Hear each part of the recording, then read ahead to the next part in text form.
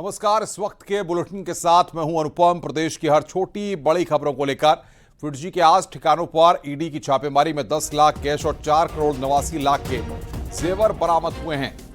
छापेमारी में तमाम आपत्तिजनक दस्तावेज भी बरामद हुए हैं। फिरजी मालिक डीके गोयल पर छात्रों की फीस के लगभग 250 करोड़ रुपए हड़पने का आरोप लगा है। ईडी ने दिल्ली, गुरुग्राम, नोएडा में सघन तलाशी ली है। छात्रों की रकम को हड़पने और डाइवर्ट करने के सबूत मिले हैं। बता दें कि पूरे साल के एडवांस फीस लेने के बाद अचानक बिना किसी जानकारी के जनवरी में फिरजी ने अपने सेंटर बंद कर दिए थे। नोएडा पुलिस ने फरवरी में फिरजी के बैंक खातों को सीज कर दिया था। फिरजी के मालिक डीके गोयल के खाते में जमा 11 करोड़ 11 लाख रुपए भी सीज कर दिए गए थे। नोएडा, लखनऊ, दिल्ली, भोपाल में दर्ज एफआईआर के आधार पर ईडी ने मनी लॉन्ड्रिंग का मामला दर्ज किया है। और बातचीत करने के लिए हमारे साथ ऋषभ मणि त्रिपाठी जुड़ रहे हैं। ऋषभ, क्या अपडेट आपको मिल पा रहा है और कहां पर यह कार्रवाई की गई है? देखिए अनुपम, छापेमारी खत्म हो चुकी है। नई दिल्ली, नोएडा, गुड़गांव के 8 ठिकानों पर ये छापेमारी ईडी ने की थी। डीके गोयल के आवास पर भी छापेमारी हुई थी, उनसे तमाम पूछताछ भी हुई। छापेमारी में 10 लाख रुपए और 2 करोड़ 89 लाख रुपए के जेवर बरामद हुए। ये मामला जनवरी में शुरू हुआ जब भारत में फिरजी ने अपने 32 सेंटर्स को बगैर किसी सूचना के अचानक बंद कर दिया था, जिसके बाद कई शहरों में फिरजी के खिलाफ एफआईआर दर्ज हुई थी, जिसमें नोएडा, लखनऊ, दिल्ली, भोपाल जैसे शहर शामिल हैं। और इन एफआईआर के आधार पर ही ईडी ने मनी लॉन्ड्रिंग का मामला दर्ज किया था। ये बात सामने आ गई थी कि 2025 से लेकर 2029 तक जो एडवांस में छात्रों से फीस ली गई थी, करीब 15,000 छात्रों से एडवांस में 2.5 करोड़ रुपए की फीस ले ली गई थी और इस फीस की रकम को ही डाइवर्ट कर दिया गया था। मनी लॉन्ड्रिंग के सबूत ईडी को मिले थे, जिसके बाद ये छापेमारी हुई है और जो दस्तावेज बरामद हुए हैं उनमें भी मनी लॉन्ड्रिंग के सबूत मिले हैं। तो आने वाला समय फिरजी के जो मालिक हैं डीके गोयल, उनके लिए और मुश्किल भरा होने वाला है। अनुपम। ऋषभ, बहुत बहुत शुक्रिया आपका हमारे साथ जुड़ने के लिए और बातचीत करने के लिए। इटावा से खबर है, जहां पर कोतवाली इलाके में टायर के गोदाम में भीषण आग लग गई। उर्दू मोहल्ला स्थित टायर गोदाम में आग लगने से हड़कंप मच गया। दमकल विभाग की आधा दर्जन गाड़ियां आग बुझाने में लगी हैं। गोदाम में आग लगने की सूचना मिलने के बाद पुलिस में इलाकाई लोगों को बाहर निकाला। यह तस्वीर इस वक्त हम आपको दिखा रहे हैं। कड़ी मशक्कत से आग पर काबू पाया गया। यह तस्वीर इस वक्त आप देख रहे हैं। टायर गोदाम में आग से हड़कंप मच गया। फायर ब्रिगेड की 6 गाड़ी मौके पर पहुंची। कानपुर के बर्रा थाना क्षेत्र में बीच सड़क पर बाइक आग का गोला बन गई। गर्मी के चलते चलती बाइक में अचानक आग लग गई। बाइक सवार ने बाइक से कूदकर अपनी जान बचाई। बाइक सड़क पर जलती रही। राहगीरों ने मिट्टी डालकर आग बुझाने की कोशिश की, लेकिन चंद मिनट में ही बाइक जलकर खाक हो गई। जनता नगर पुलिस चौकी के पास की यह घटना है।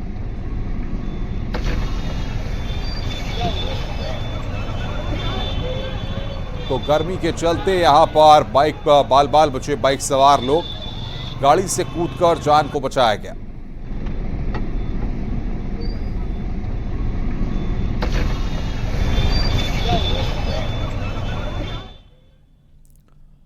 गर्मी के मौसम में गाड़ियों में आग लगने की घटनाएं बढ़ जाती हैं। अगर आप गाड़ी चलाते हैं तो बरेली से सावधान करने वाली 2 घटनाएं सामने आई हैं। सड़क पर एक कार आग के गोले में तब्दील हो गई।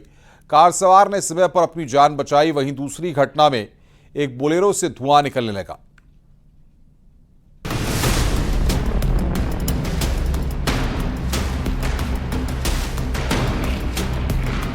जिस तरह प्रचंड गर्मी पड़ रही है, उससे आग की घटनाएं भी बढ़ती दिख रही हैं। बरेली में एक कार देखते ही देखते आग के गोले में तब्दील हो गई। कार दिल्ली से बरेली जा रही थी। टोल प्लाजा से गुजरने के दौरान कार के इंजन से धुआं निकलने लगा। महज कुछ ही पलों बाद कार आग के आगोश में आ गई। कार के ड्राइवर की जान खतरे में पड़ चुकी थी।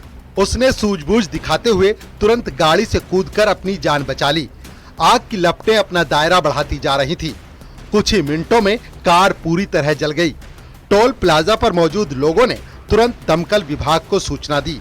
स्थानीय लोगों और टोल कर्मियों ने आग बुझाने की कोशिश की, लेकिन कार पूरी तरह जलकर खाक हो चुकी थी। आग लगने के पीछे शॉर्ट सर्किट की आशंका जताई जा रही है। वहीं बरेली में गाड़ी में आग लगने की एक और घटना सामने आई। बरेली बदायूं रोड पर चलती बोलेरो में अचानक धुआं निकलने लगा। उसमें 2 लोग सवार थे। खतरे को भांपते हुए दोनों सही वक्त पर गाड़ी से बाहर निकल गए। बोलेरो से धुआं देखकर दूसरे राहगीर भी सहम गए। सड़क पर अफरा तफरी मच गई थी। बाद में स्थानीय लोगों की मदद से आग पर किसी तरह काबू पाया गया। करीब आधे घंटे तक ट्रैफिक पूरी तरह से बाधित रहा। जानकारी के मुताबिक गाड़ी के इंजन में पर्याप्त कूलेंट या पानी नहीं था। इंजन ज्यादा गर्म होने से गाड़ी से धुआं निकलने लगा। हालांकि जल्द ही हालात को संभाल लिया गया। अगर गर्मी में आप भी गाड़ी चलाकर निकलते हैं तो समय समय पर जांच जरूर कराते रहें। इंजन का कूलिंग फैन ठीक से चल रहा है या नहीं, इस पर नजर रखना बेहद जरूरी है। वायरिंग ठीक न होने पर आग भी लग सकती है। फ्यूल लीकेज से भी आग का खतरा बना रहता है। Bureau report, news 18।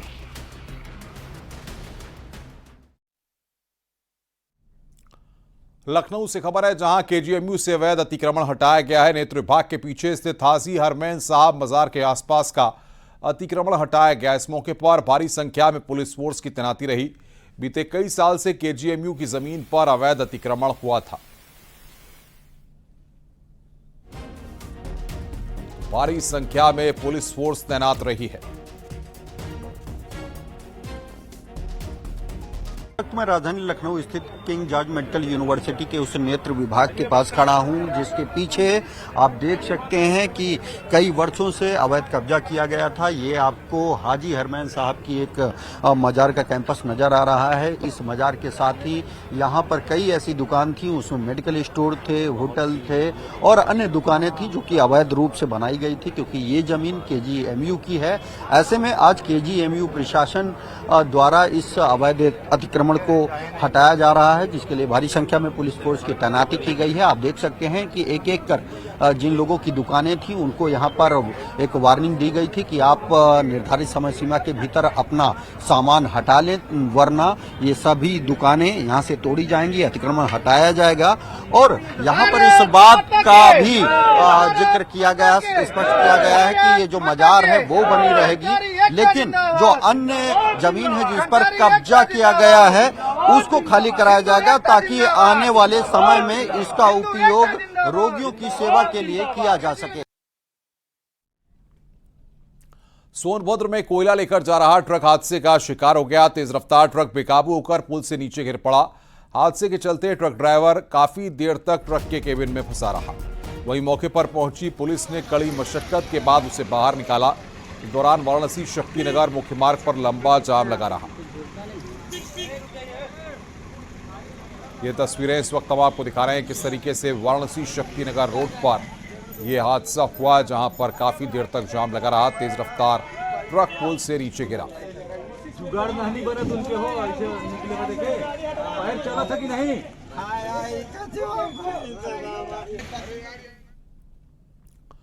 सहारनपुर के देवबंद में पटाखा फैक्ट्री में जबरदस्त धमाका हो गया। हादसे में 3 लोगों की दर्दनाक मौत हो गई। गुस्साए लोगों ने हाईवे पर शव को रखकर जाम लगा दिया। वहीं नोएडा की एक फैक्ट्री का स्टीम बॉयलर फटने से हादसा हो गया। बॉयलर फटने से 19 मजदूर घायल हो गए।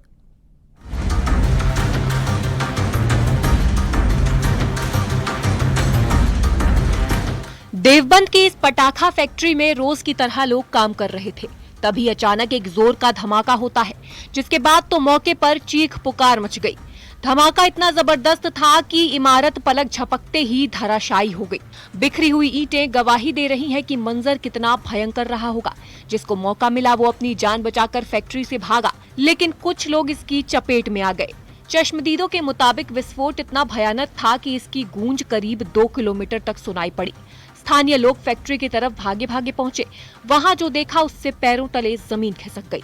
घटना की जानकारी मिलने पर पुलिस और फॉरेंसिक टीम मौके पर पहुंची। पुलिस ने फैक्ट्री के मालिक समेत 3 ये फैक्ट्री जो है, क्या इसका लाइसेंस था और किस तरह से जो प्राथमिक सूचना है उसके हिसाब से इस फैक्ट्री का लाइसेंस था। क्या कुछ बन रहा था इसके अंदर? इस फैक्ट्री के अंतर्गत पटाखों के लिए लाइसेंस मिला हुआ था। बाकी वास्तविकता में उनके द्वारा क्या किस प्रकार के पटाखों का निर्माण किया जा रहा था वो फोरेंसिक की टीम और इन्वेस्टिगेशन के बाद हम लोग बताते हैं। देवबंद थाना इलाके के निहाल खेड़ी रोड की ये घटना है। इस घटना से लोग काफी आक्रोशित हो गए। हादसे में मारे गए शख्स के शव को सड़क पर रखकर जाम लगा दिया। हाईवे पर गाड़ियों की लंबी कतार लग गई। पुलिस की टीम लोगों को समझाने की कोशिश करती रही, लेकिन लोग मानने को तैयार नहीं हुए। काफी मशक्कत के बाद ग्रामीणों को समझाकर जाम खुलवाया गया। फिलहाल प्रशासन जांच पड़ताल में जुटा है। वहीं नोएडा की एक फैक्ट्री का स्टीम बॉयलर फटने से हादसा हो गया। हादसे में 19 मजदूर घायल हो गए। सभी घायलों को निजी अस्पताल में भर्ती कराया गया। हादसा थाना सेक्टर 63 क्षेत्र की एक निजी फैक्ट्री में हुआ। जब बॉयलर फटा तो कंपनी की बिल्डिंग में लगे शीशे तक टूट गए। चश्मदीदों के मुताबिक धमाके से पूरा इलाका दहल गया। सूचना मिलने पर पुलिस की टीम भी मौके पर पहुंची। फिलहाल मामले की जाँच की जा रही है। Bureau report, news 18। मिर्जापुर में गिट्टी लदा ट्रक एम्बुलेंस पर पलट गया। इस हादसे में एम्बुलेंस में सवार 4 लोगों की दबकर मौके पर ही मौत हो गई और 2 की हालत गंभीर है। पुलिस ने स्थानीय लोगों की मदद से गिट्टी से दबी एम्बुलेंस में सवार लोगों को बाहर निकाला। अरोरा थाना क्षेत्र में यह हादसा हुआ। यह हादसा इतने भयावह था कि रेस्क्यू के लिए जेसीबी की मदद लेनी पड़ी।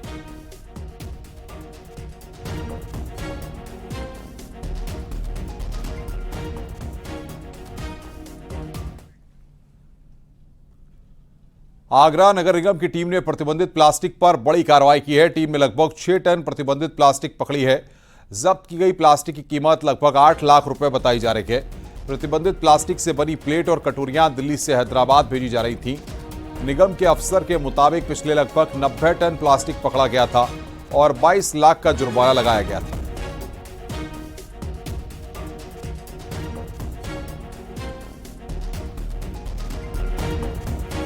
नगर निगम आगरा की अतिक्रमण टीम ने जीएसटी विभाग के सहयोग से लगभग 6 टन पॉलीथीन पकड़ी है और ये प्रतिबंधित पॉलीथीन प्लास्टिक है, वो दिल्ली से हैदराबाद जा रही थी। कितनी लगभग कीमत? इस प्लास्टिक की कीमत लगभग 7 से 8 लाख रुपए के आसपास है और इसका वजन लगभग 6 टन के आसपास है। चारधाम यात्रा शुरू होने में अब कम दिन का वक्त बचा है। ऐसे में आज मुख्य सचिव आनंद बर्धन ने केदारनाथ यात्रा व्यवस्थाओं का जायजा लिया, जिसमें उन्होंने केदारनाथ में चल रहे पुनर्निर्माण कार्यों का जायजा लेने के साथ ही संबंधित अधिकारियों को आवश्यक दिशा निर्देश दिए हैं। साथ ही मंदाकिनी और सरस्वती नदियों पर बनाए गए बेली ब्रिज का भी निरीक्षण किया। उन्होंने इस बात पर जोर दिया कि श्रद्धालुओं को किसी भी तरह की कोई दिक्कत नहीं आनी चाहिए। खासतौर पर कतार में लगे लोगों का विशेष ध्यान रखा जाए। इसके अलावा शौचालय और पानी की दिक्कत नहीं होनी चाहिए।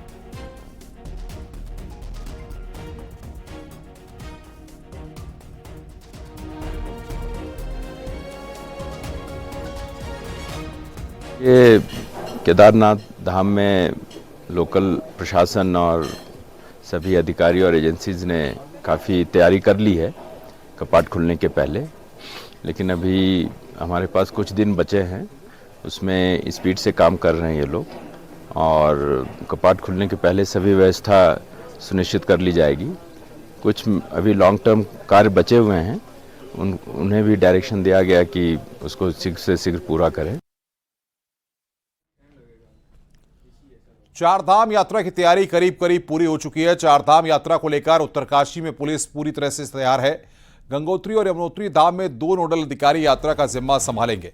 गंगोत्री में आईजी नारायण सिंह नपलचियाल और यमुनोत्री धाम में आईजी अनंत शंकर ताकवाले जिम्मेदारी संभालेंगे। दोनों ही अधिकारी गंगोत्री यमुनोत्री धाम का दौरा कर चुके हैं। पिछली बार की यात्रा से सबक लेते हुए इस बार कपाट खुलने से पहले पुलिस जवान ड्यूटी पर तैनात हो जाएंगे। इस बार पिछले साल से ज्यादा पुलिस बल नियुक्त किए जाएंगे। एक एडिशनल एसपी और 2 सीओ भी यात्रा के दौरान तैनाती की गई है। यात्रियों की सुविधा और सहायता के लिए QR कोड भी लगाए जा रहे हैं, इससे यात्रियों को पार्किंग, होटल, धर्मशाला रोड अपडेट की जानकारी उपलब्ध होगी। गंगोत्री रोड पर चिन्हित 3 बोटल नेक पॉइंट गंगनानी से डबरानी और सप्लाई और सुक्की से झाला तक बड़ी गाड़ियों को 1 वे के तहत भेजा जाएगा।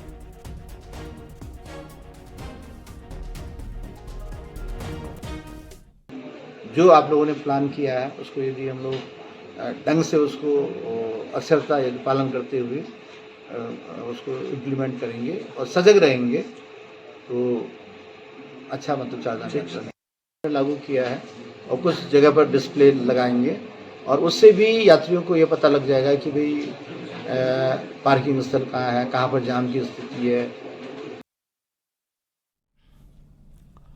चार धाम यात्रा शुरू होने में बस 4 दिन का समय बाकी है और 30 अप्रैल को गंगोत्री यमुनोत्री के कपाट खुलने के साथ ही चार धाम यात्रा शुरू हो जाएगी और तैयारी को अंतिम रूप देने में जिला प्रशासन जुटा हुआ है। डीएम से लेकर अधिकारी दोनों धामों का दौरा कर रहे हैं।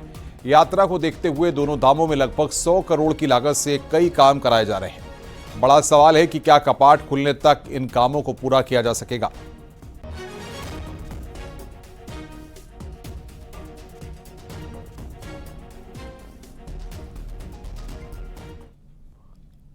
चार धाम यात्रा शुरू होने में अब कुछ ही दिन बचे हैं। ऐसे में सभी विभाग अपनी व्यवस्थाओं को अंतिम रूप दे रहे हैं। परिवहन विभाग ने भी इस बार 5 यात्रा रूट पर यात्री चेक पोस्ट बनाया है, जिसमें चार धाम जाने वाले यात्रियों के वाहनों की यात्रा, ग्रीन कार्ड, ट्रिप कार्ड की चेकिंग की जाएगी।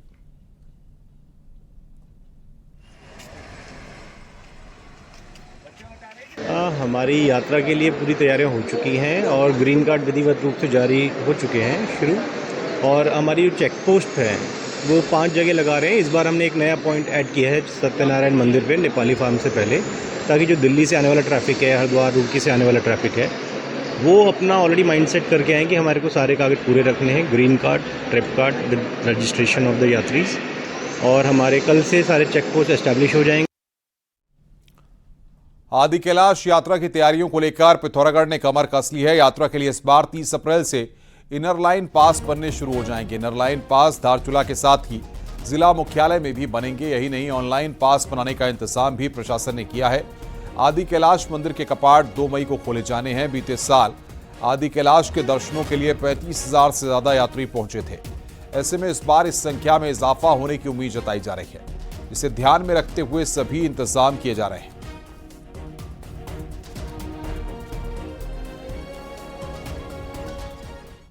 इस बार कैलाश मानसरोवर यात्रा टनकपुर से पिथौरागढ़ एंट्री करेगी। 44 साल बाद यह पहला मौका है जब यात्रा रूट को टनकपुर होते हुए पिथौरागढ़ किया गया है। ऐसे में मानसरोवर यात्रियों की राह में ऑल वेदर रोड रोड़े अटका सकती है। असल में बॉर्डर को जोड़ने वाले इस हाईवे में 5 दर्जन से ज्यादा ऐसे डेंजर जोन हैं जो कभी भी दरक सकते हैं। ये रिपोर्ट देखिए।